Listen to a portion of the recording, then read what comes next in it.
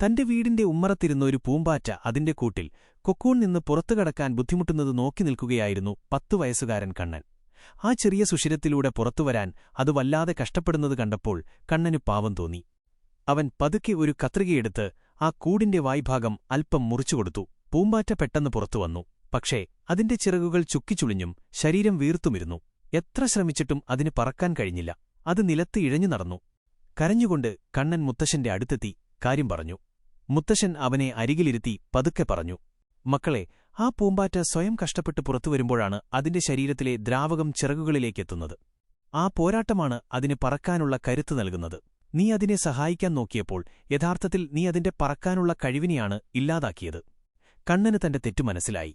ജീവിതത്തിലെ പ്രതിസന്ധികളാണ് നമ്മളെ പറക്കാൻ പഠിപ്പിക്കുന്നത്. ഈ കഥ ഇഷ്ടപ്പെട്ടെങ്കിൽ ഒന്ന് ലൈക്കടിച്ചേക്കണേ. ഇതുപോലത്തെ വെറൈറ്റി വീഡിയോസിനായി ചാനൽ സബ്സ്ക്രൈബ് ചെയ്യാനും മറക്കല്ലേ.